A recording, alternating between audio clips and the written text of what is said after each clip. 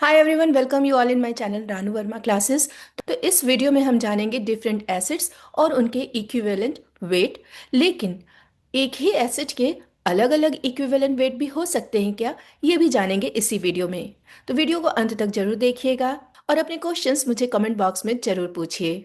Hydrochloric acid, sulphuric acid, phosphoric acid और acetic acid के molecular mass से हम इक्विवेलेंट मास निकालेंगे और ये भी जानेंगे कि इसमें किसका इक्विवेलेंट मास वेरी भी कर सकता है। हाँ, ऐसा होता है कि अलग अलग रिएक्शंस में एक ही एसिड अलग अलग इक्विवेलेंट मास दे। तो equivalent mass equal to molar mass upon n factor. अब ये एन फैक्टर क्या है? एन फैक्टर है रिप्लेसेबल H प्लस आयन, मतलब कोई एसिड किसी रिएक्शन में कितने H प्लस आयन्स दे सकती है। तो जब किसी मॉलिक्यूल से जैसे जैसे H प्लस आयन्स निकलते जाएंगे उसका बेसिक कैरेक्टर बढ़ता जाएगा, क्योंकि H प्लस एसिडिक कैरेक्टर को शो करता है ना। तो यहाँ फॉर्मूला एक ये भी हो सकता है कि molar mass divided by basicity. वैसे इन सब टेक्निकल वर्ड्स की बजाय बस इतना समझो कि बेसिक फॉर्मूला है molar mass divided by replaceable H plus ions. तो इसी बेसिस पे हाइड्रोक्लोरिक एसिड का इक्विवेलेंट मास देखते हैं। मोलर मास है हाइड्रोक्लोरिक एसिड का 36.5 ग्राम। आई होप कि आपको मोलर मास निकालना आता हो। एक मॉलिक्यूल से एक H प्लस निकलेगा तो इसका एन फैक्टर हुआ 1। 36.5 डिवाइडेड बाई 1 इक्वल टू 36.5 ग्राम। इसका मतलब है अगर हम एक बीकर में 1 मोलर मास यानी कि 36.5 ग्राम HCl लेते हैं तो वो 1.008 ग्राम हाइड्रोजन आयंस देगा और वही उसका इक्विवेलेंट मास भी है। सल्फ्यूरिक एसिड दो इक्विवेलेंट वैल्यूज शो कर सकते हैं। पहली कंडीशन जब वो सिर्फ एक H प्लस आयंस दे रहा हो। हाँ, ऐसा किसी किसी रिएक्शन में होता है कि वो सिर्फ एक H प्लस आयन ही निकालता है। ऐसे में उसका एन फैक्टर कितना हुआ? 1। मोलर मास हुआ सल्फ्यूरिक एसिड का 98, एन फैक्टर है 1, तो वैल्यू हो जाएगी 98 ग्राम। यानी कि एक बीकर में अगर हम 98 ग्राम सल्फ्यूरिक एसिड ले तो वो उसका हुआ मोलर मास और वही उसका होगा इक्विवेलेंट मास। और वो कितने हाइड्रोजन देगा? 1.008 ग्राम हाइड्रोजन देगा। लेकिन ज़्यादातर केसेस में सल्फ्यूरिक एसिड अपने दोनों हाइड्रोजन आयंस को बाहर निकाल देता है। तो अब इसका एन फैक्टर कितना हुआ? अब इसका एन फैक्टर हुआ 2। 98 डिवाइडेड बाई 2 यानी कि 49। अब इसका मतलब ये हुआ कि अगर हम पूरा एक मोल ले रहे थे 98 ग्राम सल्फ्यूरिक एसिड तो वो हमको 2 मोल हाइड्रोजन आयंस दे रहा था। और जब हम 49 ग्राम ले रहे हैं तब वो हमको 1 मोल हाइड्रोजन आयंस दे रहा है।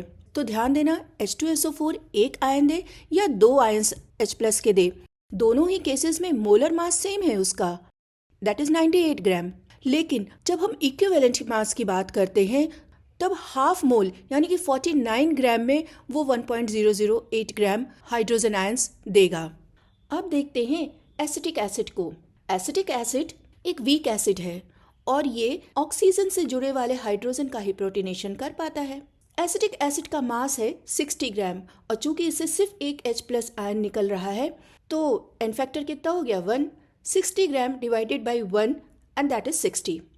मतलब ये हुआ कि अगर हम एक बीकर में 60 ग्राम एसिटिक एसिड ले रहे हैं तो उससे हमको लगभग 1.008 ग्राम हाइड्रोजन आयंस मिलेंगे और यही हो गया उसका इक्विवेलेंट मास। और अब देखते हैं फॉस्फोरिक एसिड को। H3PO4 में 3 कंडीशंस हो सकती हैं। वो एक H प्लस भी दे सकता है, 2 H प्लस भी दे सकता है और तीनों H प्लस भी दे सकता है। फॉस्फोरिक एसिड का मॉलिक्यूलर मास है 98 ग्राम के आसपास। तो अगर वो सिर्फ एक H प्लस आयन देगा तो एन फैक्टर हुआ 1। 98 डिवाइडेड बाई 1 दैट इज 98 ग्राम। इसका क्या मतलब है कि जिस रिएक्शंस में वो सिर्फ एक H प्लस आयन डिसोशिएट कर रहा है अपने मॉलिक्यूल से, अगर उसका हम 98 ग्राम लेंगे तब हमको 1.008 ग्राम हाइड्रोजन आयंस मिलेंगे। अगर वो 2 H प्लस निकाल रहा है तो एन फैक्टर हो गया 2। 98 डिवाइडेड बाई 2 आंसर इज 49। अब इसका क्या मतलब हुआ कि अगर हम 49 ग्राम H3PO4 लेंगे उन रिएक्शंस में जिसमें कि वो 2 H प्लस आयंस निकाल रहा है तो हमको 1.008 ग्राम हाइड्रोजन आयंस मिलेंगे। और वहीं अगर 3 H प्लस निकाल रहा है डिवाइड बाई 3 आंसर इज 32.66 ग्राम।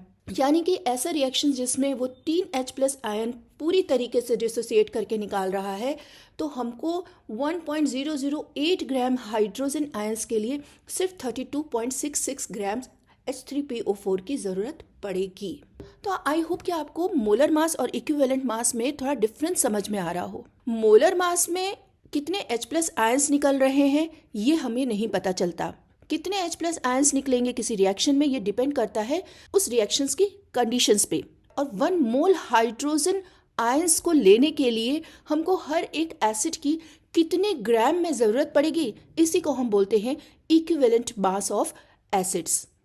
तो फॉर्मूला याद रखिएगा, equivalent mass upon n factor is nothing but basicity of the acid, basicity is nothing but the replaceable H+ ions. और आपका कॉन्सेप्ट जरा सा भी क्लियर अगर मैं कर सकी हूँ तो कमेंट बॉक्स में प्लीज़ कमेंट करके मुझे बताइए आपको ये वीडियो कैसा लगा। मेरे वीडियो को ज़्यादा से ज़्यादा लोगों को शेयर करिए, लाइक करिए, सब्सक्राइब करिए और यूट्यूब में मेरी प्लेलिस्ट सेक्शन को ज़रूर विजिट करिए। Thank you for watching. जय हिंद।